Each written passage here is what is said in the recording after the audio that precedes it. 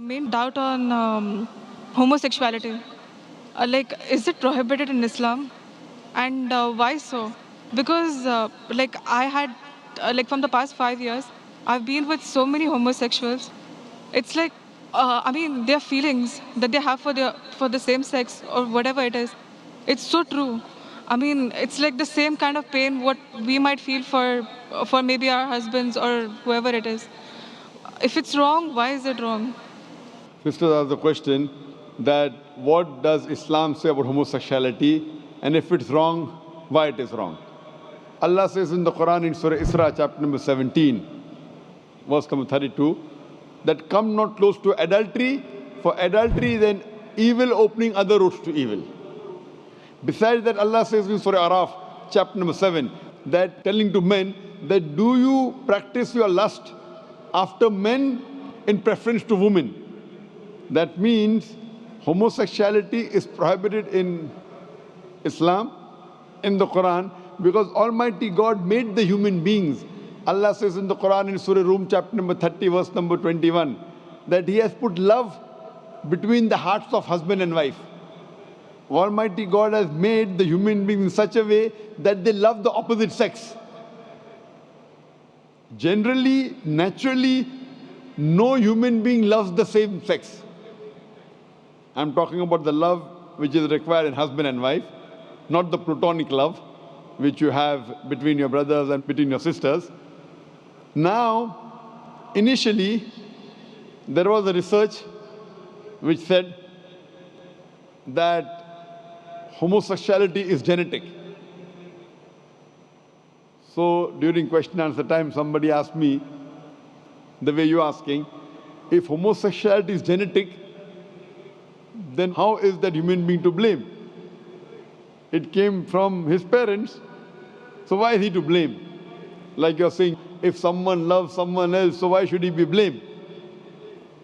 I said this is a research. This is a hypothesis. It's not a fact. And later on we came to know that this hypothesis was wrong, and the person who propounded this hypothesis, he himself was a homosexual. So homosexuality is not genetic.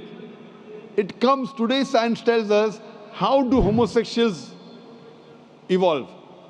Because what Almighty God has given permission for a human being, what's permitted. You get married, do nikah, you can have sex with your wife. And Islam says that while having sex with your wife is also worshipping Allah. Because you're preventing the haram, you're not going outside the marital bond to satisfy your urges. That's Islam. Today science tells us, today research tells us that those people who have multiple life partners outside the marriage bond, as compared to those who only have with the spouses, they enjoy their sexual life much better than the others. And what happens today, when you get tired with it, you go to the Western countries, you have mistresses, 5, 10, 20, no problem.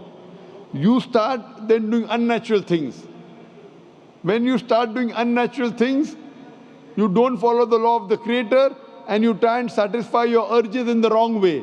The moment you keep on doing the wrong way, then you keep on going beyond what is natural, and that's how the person becomes homosexual. It is not genetic. Because you go beyond the limits what Almighty God has permitted you, you try other things, you try unnatural things, and finally you land up by saying you no longer enjoy having sex with the opposite sex, so you have sex with the same sex. So sister, because they have broken the law of Almighty God and they do unnatural things, that's how psychologically they become a homosexual. So, but naturally, if you break the law of Almighty God, that's totally wrong. And that's how it lands up a person being homosexual. So they are to blame, and Islam prohibits homosexuality. Even Christianity prohibits homosexuality. Most of the religions are against homosexuals. It's now the Western countries are saying, because in democracy, whatever majority says, you win. Majority wins. In Islam, majority doesn't win, the haq wins. The truth wins. I remember when I'd gone to Canada in 1996, the first time I went to give a lecture, in the front page I saw a man kissing a man. A man kissing a man, and it says that they have married each other. Today in Western countries, if I speak against homosexuality, it's a crime. It's a crime. So what we realize that previously, all the countries, homosexuality was a crime. Then some Western countries like Canada gave legal sanction to it. Today, most of the Western countries, homosexuality is legal. Even India, the country where I come from, they are thinking. They're thinking to make it legal. So what we realize, what is truth. Majority doesn't win. What is wrong is wrong. And in Islam and most of the major religions of the world, homosexuality is a sin. It's a crime. It will not take you to heaven. It will take you to hell.